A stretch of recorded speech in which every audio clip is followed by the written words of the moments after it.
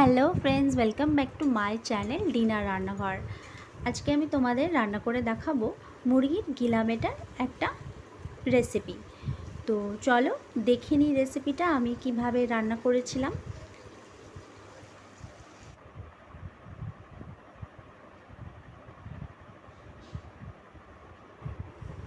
এখানে আমি একটা কড়াইতে কিছুটা জল নিয়ে নিয়েছি। তাতে মুরগির গিলেমেটাগুলো ভালো করে ধুয়ে সেটা আমি দেখতেই পাচ্ছ ছোটো ছোটো করে টুকরো করে নিয়েছি।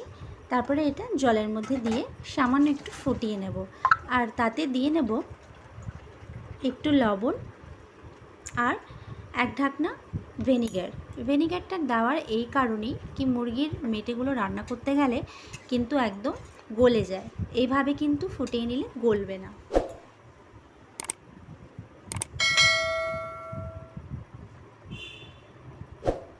এইভাবে মুরগির গিলেমেটেগুলো একটু সেদ্ধ করে নেব, আর তাতে যে ফেনাগুলো নোংরা ফেনাটা উঠবে সেটা কিন্তু আমরা খুন্তি দিয়ে ফেলে নিচ্ছি। এইভাবে সেদ্ধ করে নিলে একটা আষ্টে গন্ধটাও চলে যায়, মুরগির মেটেগুলোও কিন্তু গলে যাবে না, আর খেতেও কিন্তু খুব সুস্বাদু লাগে। এবারে তেলের মধ্যে আমি ছোটো ছোটো করে আলু কেটে সেটা কিন্তু লবণ আর হলুদ দিয়ে একটু ফ্রাই করে নিলাম, মানে ফুলটাই ফ্রাই করে নিয়েছি যাতে করে গিলেমেটের সাথে শুধু ভাজা ভাজা করতে লাগে।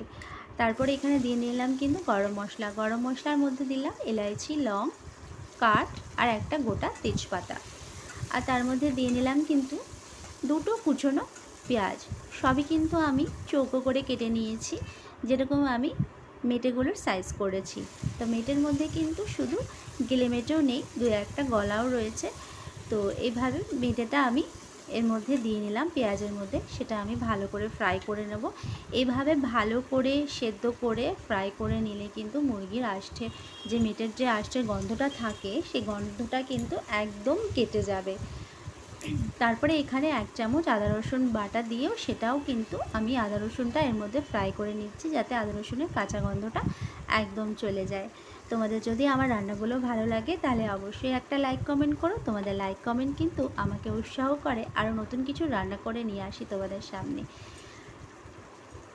তারপরে দিয়ে নিলাম 1 চামচ লঙ্কার গুঁড়ো, 1 চামচ হলুদ গুঁড়ো, 1 চামচ ধনে গুঁড়ো, 1 চামচ জিরে গুঁড়ো, আর দিয়ে নেব কিন্তু এর মধ্যে চিকেন মশলা 1 চামচ মতো।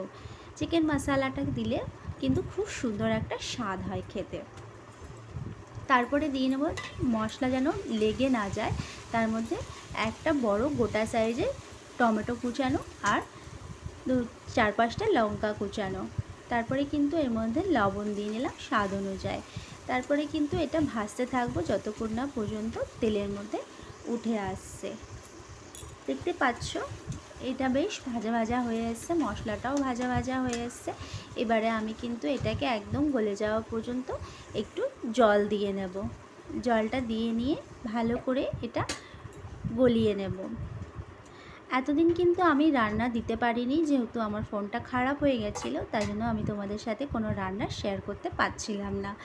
তাই প্লিজ এত দেরি করে ভিডিও দেওয়ার জন্য তোমরা কিন্তু আমার সঙ্গটা ছেড়ে যেও না বন্ধুরা।